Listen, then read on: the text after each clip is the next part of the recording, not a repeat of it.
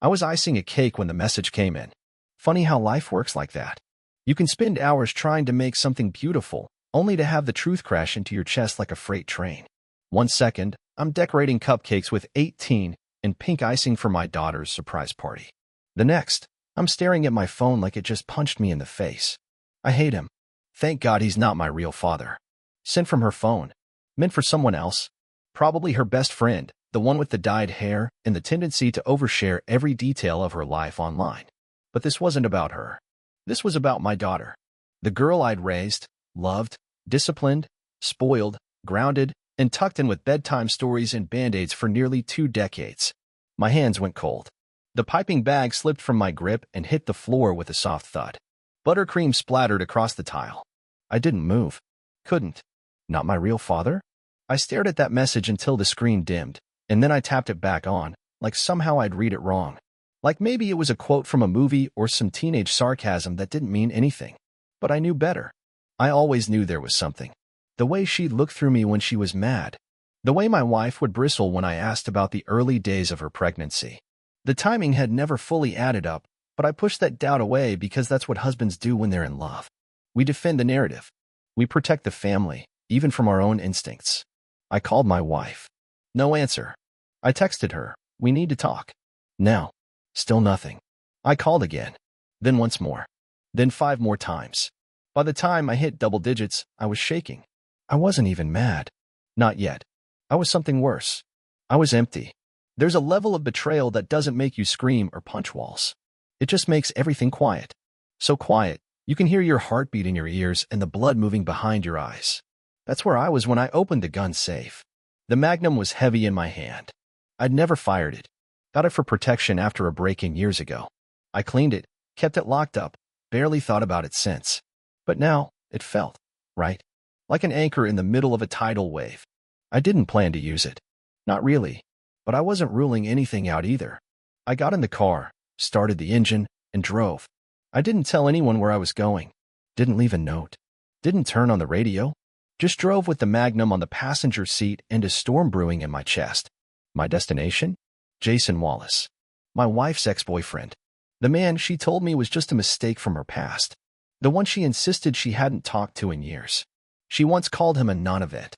Well, apparently he left a hell of a legacy. The roads blurred. I don't remember the turns. I just remember my phone buzzing. Once. Twice. 10 times. When I pulled up to Jason's quiet cul-de-sac, the kind of street where people walk golden retrievers and wave at strangers, I looked at my phone again. 27 missed calls. All from my wife. I didn't answer. I just sat there. Engine idling. Gun beside me. Eyes locked on the 2-story colonial across the street with the trimmed hedges and the wind chimes that played some annoyingly cheerful tune whenever the breeze picked up. My finger hovered over the door handle. But I didn't move. Because in that moment, right before fury could take the wheel, logic slid into the passenger seat like an old friend I hadn't seen in years. Cold. Calm. Calculated. I wasn't going to confront Jason. Not yet. And I wasn't going to call her back either. Let her stew. Let her wonder what I knew and what I was about to do with it.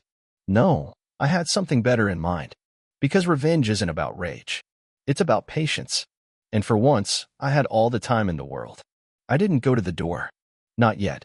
I watched from the curb as the wind rustled the porch flag and some kid rode by on a bike with a baseball mitt hanging from the handlebars. Jason Wallace lived a perfectly curated suburban dream. Trimmed lawn. A charcoal grill on the porch. Family stickers on the back of his SUV, mom, dad, daughter. One of those stupid stick figure decals that always rubbed me the wrong way. Now I knew why. There was a little girl on there. About 5 or 6 based on the sticker's size. I stared at it. Then I put the car in gear and drove off. I didn't know what I was going to do, but I knew walking up to his front door with a loaded gun wasn't it. Not because I was afraid of him. Because I was tired of being the one who reacted while other people played games. I wasn't going to be their fool anymore. The house was quiet when I walked in. Our house. My house. The one I paid for. Renovated. Maintained. The one I'd spent a summer re-roofing because we couldn't afford the contractor while she was secretly sneaking off for appointments I never thought to question. I left the Magnum in the glove compartment and stepped into our kitchen, still decorated with streamers for the surprise party I had planned. Balloons. Pink frosting. The words Happy 18th, Peanut, in my handwriting across a banner. And in the center of the table, my wife's phone. It buzzed as I approached. Message from Jason Wallace. Does she know yet? I stared at it. Then I opened her messages. No passcode. Of course not. She trusted me completely. The messages between them went back months. Not romantic ones, at least not anymore. But intimate. Familiar. The kind of familiarity that doesn't come from friendship. I saw talk of updates, of keeping it quiet, of waiting for the right time. And then I found it. The truth. From her, 2 months ago. I still can't bring myself to tell him. He's been so good to her. I thought if we never said anything, it wouldn't matter. Jason replied. It does matter. Especially if she finds out before he does. And she's asking more questions. There it was. Confirmation. They both knew. My wife and her ex had carried this secret like it was some kind of charitable act. As if lying to me for 18 years was protecting me. I scrolled back further. Far enough to find the beginning. My wife sent Jason a picture of our daughter at her graduation. She looks just like you. It scares me. When she came home, it was like nothing had happened. Hair tied up. Grocery bag in hand. Humming.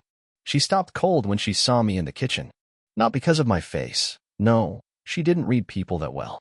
But because I was sitting at the table with her phone in front of me. Where's Emily? She asked, setting the bag down slowly. At practice, I replied. Or so I'm told. Hard to keep track when you're not sure what parts of your life are real anymore.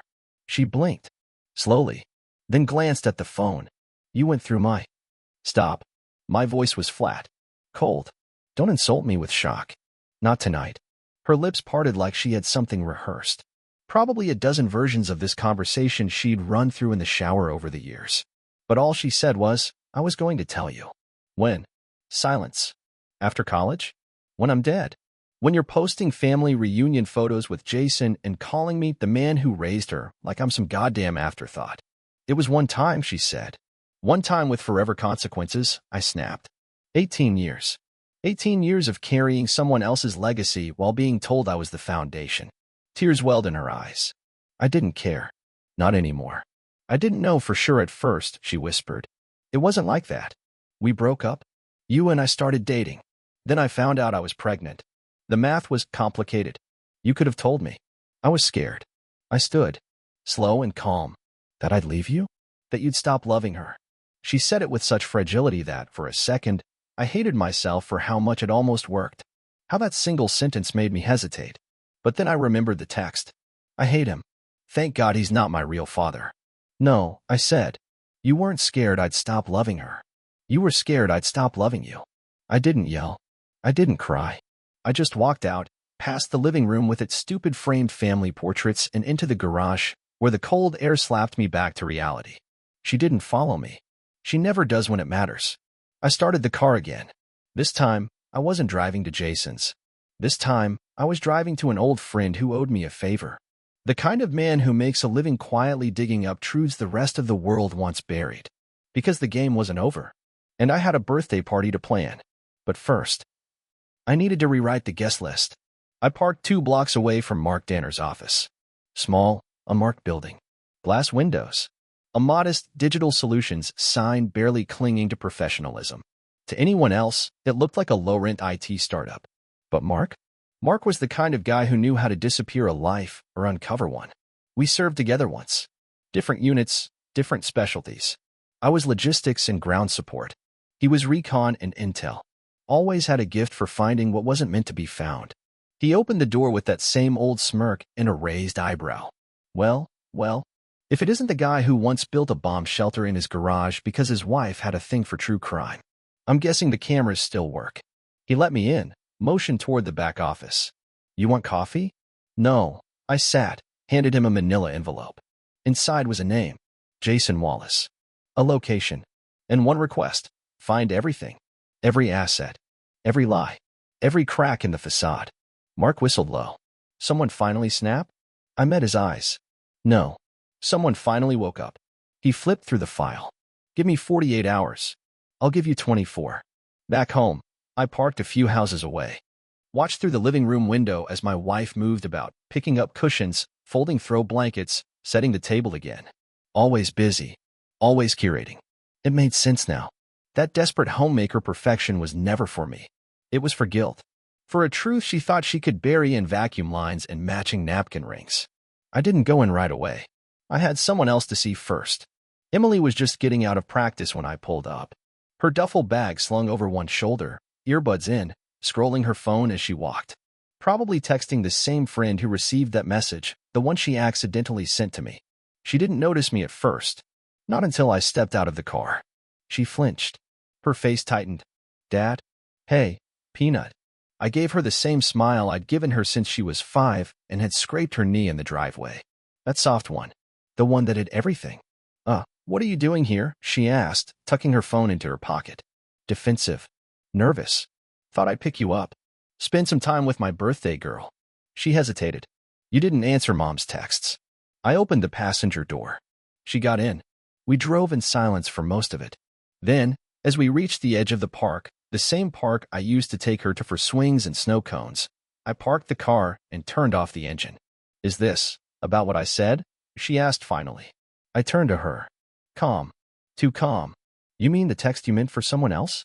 The one where you said you hated me and were glad I'm not your real father. Her lips parted. No words came out. Just air. I didn't yell. I didn't accuse. I just let the question hang there like smoke in a sealed room. She looked down. It was stupid. I was mad. You weren't wrong, though, I said. Were you? Silence again. Then she said it quiet, ashamed. Mom told me last year, when I was asking about baby pictures. I noticed you weren't in the early ones. I stared at her. Not in anger, but in that hollow way you stare at something long enough to see the space around it. I didn't know what to do, she said. She said you'd be crushed if you found out I knew. That it would ruin everything. And what did you think? She swallowed. I don't know. I was confused. I mean, I still called you Dad.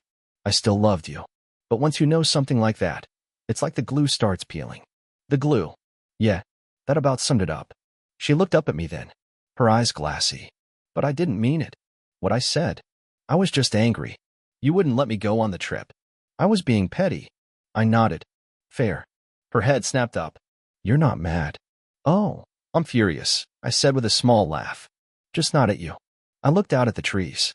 The place I once taught her how to ride a bike. I'm mad at the fact that no one gave me a choice. That for 18 years, I carried a truth I didn't know was a lie. That I gave you everything I had, and they thought I didn't deserve to know. She wiped her eyes. I still think of you as my dad. I know. It was the most painful thing she could have said, and the most comforting, both at once. Do I get to meet him? She asked. I turned to her, and for the first time that day, I felt steel slide back into my spine.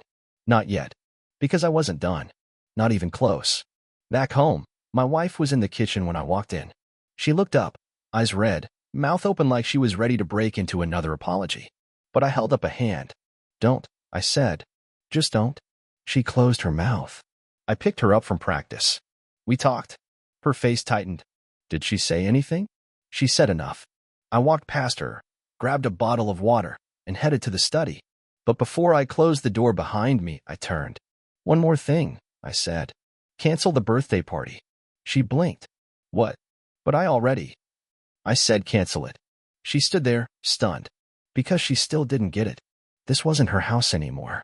It was mine. At 2:17 p.m. the next day, I got a message from Mark. Come alone. Bring coffee. It's worse than you think. No pleasantries. No fluff. Just like the man himself. I stopped at the same old gas station on 3rd for his usual, black, 2 sugars, and a stale jelly donut he swears is the secret to data stamina. When I arrived at his office, the blinds were down. A single flickering overhead light cast long shadows across the cluttered desk. He waved me in and dropped a thick folder on the table. You're gonna want to sit down. I didn't. I just opened it. Inside were screenshots, financial reports, message transcripts, metadata records, and God help me photos. She never deleted a thing, Mark muttered, sliding into his chair and sipping his coffee. iCloud backups. Old burner sinks. Even her laptop's trash bin. You've been living in a museum of lies, brother. Page after page, the picture got clearer. Jason Wallace was never gone. Their breakup was more of a timeout. He moved out of state, yes, but they kept in touch. Emails turned into secret meetups during girl weekends. And the kicker? There was a bank transfer 6 years ago. 50 grand. From Jason to her. Any idea what she needed that for? Mark asked. I already knew. 6 years ago, she claimed our daughter needed dental surgery not covered by insurance. I used a credit card to cover half, and she handled the rest. I remember thinking how strange it was that she paid in cash. Turns out she didn't. Jason did. And it wasn't just that. There were records, calls, shared folders, even school donations made anonymously in our daughter's name. Jason had been orbiting our lives like a damn satellite, influencing decisions from just out of reach. He wasn't a ghost. He was the architect of my ignorance. Mark handed me a flash drive. Encrypted, he said. Photos, messages, video logs. One more thing. He clicked open a laptop. Security footage. His house. I pinged his Nestcom history. Got access through a factory reset exploit. Turns out Mr. Wallace isn't just nostalgic, he's stupid. He hit play. Jason's face filled the screen. He was in his living room, shirtless, leaning close to the camera, adjusting it before what he clearly thought was a private rendezvous. Then came my wife, laughing. Then came something that made my throat close. My daughter, 13 years old at the time, hugging him. He tousled her hair like he'd done it 100 times. She looked comfortable, at home, like this wasn't a one-time visit. Oh my God, I muttered. She's known him longer than she admitted. Yup. She lied to me about that too. Yup. I leaned against the table, hands clenched so hard my nails bit into my palms. They had built an entire shadow life while I paid bills, fixed roofs, and cooked birthday pancakes like a goddamn sitcom dad. I was the house. Jason was the architect. And she was the liar smiling in the family photo. I need options, I said. Mark nodded. Divorce? Easy. But if you want leverage, real leverage, you'll need to weaponize perception. What do you mean? Public image. Finances. Custody. You want her out of the house? Done. You want Jason exposed? Done. But if you want her to feel this, really feel it, you don't hit her with rage. You hit her with silence. Strategy. You play nice, while pulling every string behind the curtain. I looked at the folder again. Let's build a timeline, I said. I want dates, names, missed birthdays, every dollar he's ever contributed behind my back. I want to map their betrayal down to the minute. Mark raised his coffee. Now that's the man I remember. That night, I didn't sleep. I didn't cry. I just lay there, beside a woman I now regarded the way you might regard a stranger sitting beside you on a plane. Irrelevant, annoying, and entirely unworthy of trust. She stirred once, muttered something about rescheduling the caterer. I watched her lips move.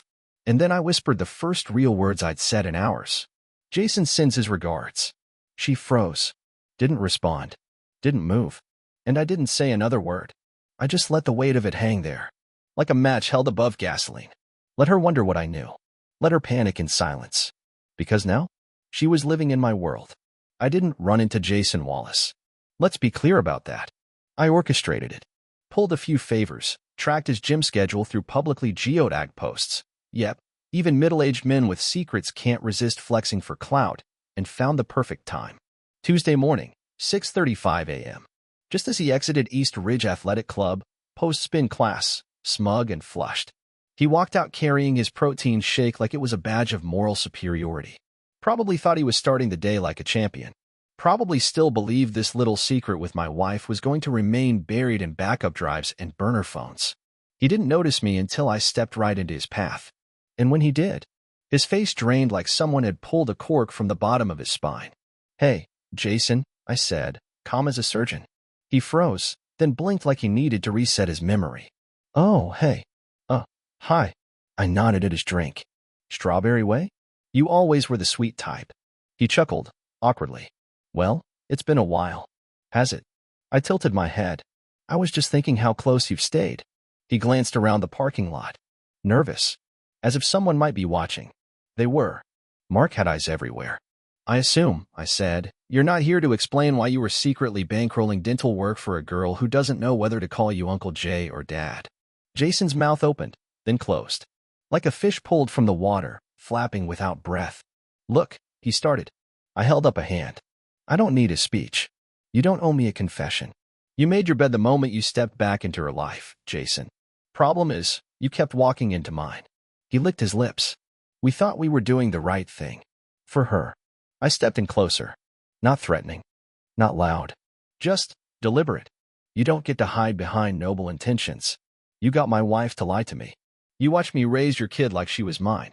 You showed up in ways I never saw, writing checks from the shadows, whispering truths into my daughter's ear, reshaping my family from the inside.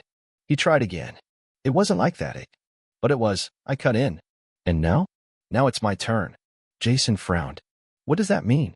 I smiled. It wasn't friendly. It means I know everything. And I'm not going to scream. Or punch you. Or cause a scene. Then what if? It means I'm going to let you keep living your life. I leaned in. And then I'm going to repossess mine. He shifted back. Are you threatening me? No, Jason. I'm warning you. Then I handed him a small white envelope. Simple. Sealed. Open that when you get home, I said. And read it alone. He looked down, confused. What is this?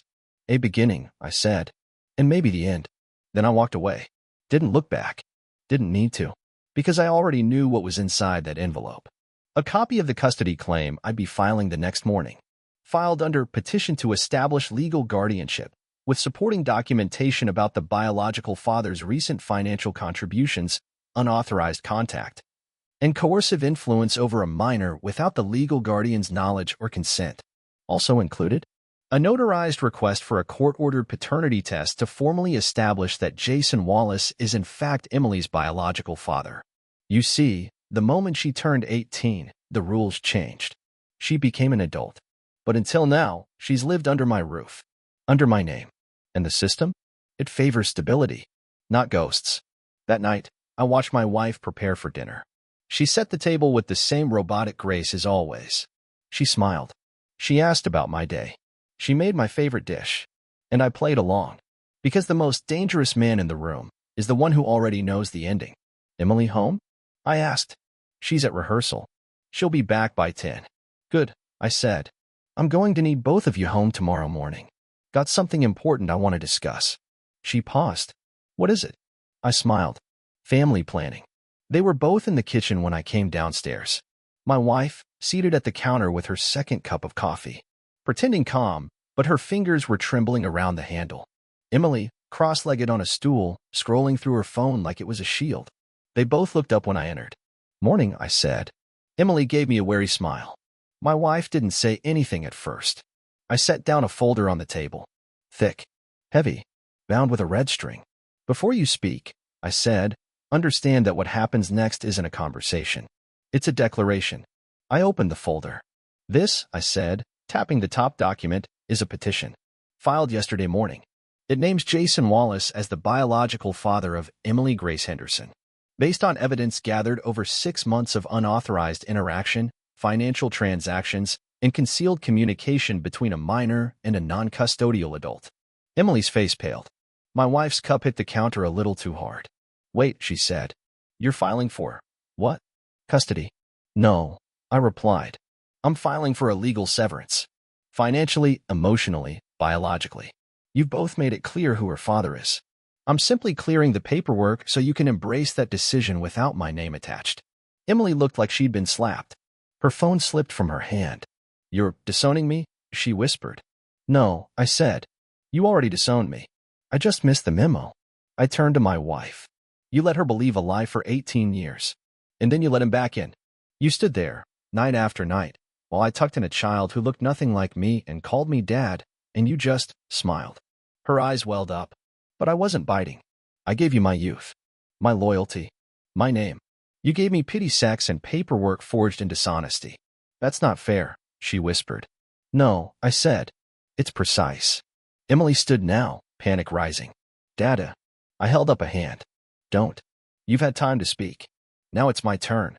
She sank back down, tears brimming. You want to know the real tragedy? I asked. It's not the betrayal. It's that I can't even grieve properly. Because I don't know what I lost.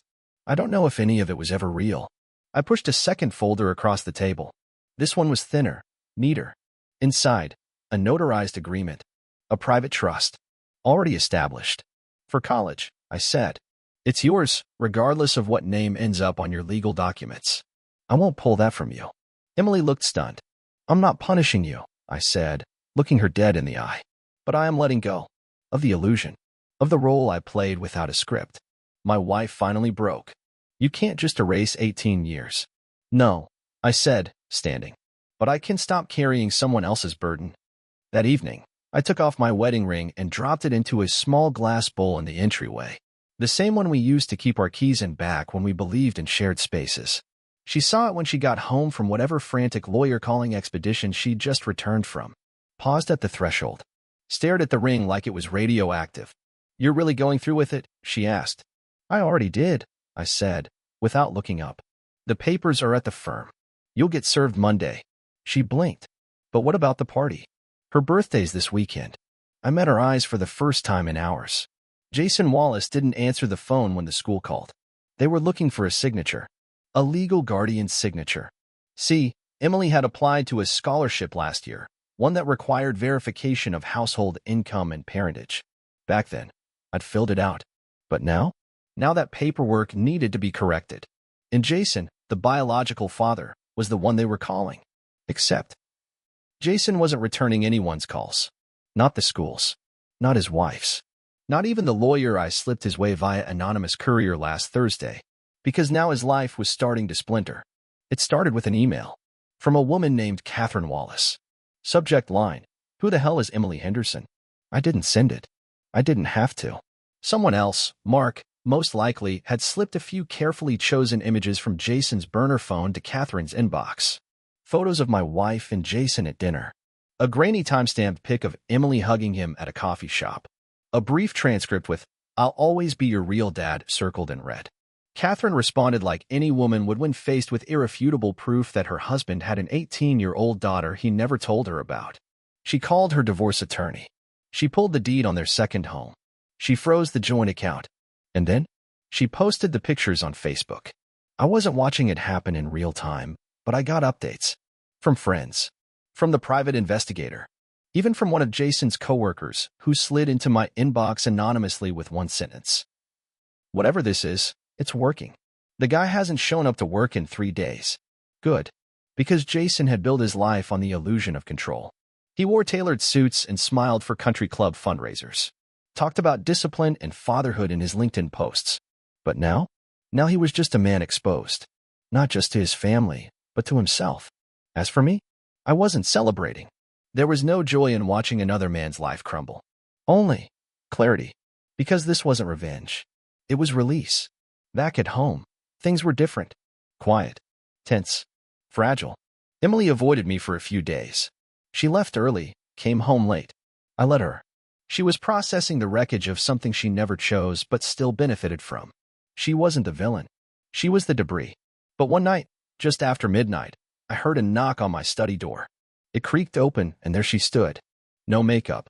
Hoodie pulled over her head. Eyes red. "I didn't ask for this," she said. "I know. I didn't want to hurt you." "You didn't," I said. "She did. He did. You just grew up in their echo." Silence. Then, "So what now?" I looked at her, really looked, and saw the girl I'd taught how to ride a bike. The one I stayed up with during the flu. The one who used to fall asleep in my lap during movie nights. "You live your life," I said. "Make choices better than ours. And if you still want me in it, you'll find me." She nodded. And she cried. And for the first time in weeks, I held her. Not as a father pretending everything was okay. Not as a man clinging to a lie. But as someone who finally understood what love looked like without ownership. That same week, the divorce papers landed. I didn't serve her with flair or dramatics. No. I had them couriered to her office. Her signature came back the next day. No note. No apology. Just the final piece of the puzzle falling into place.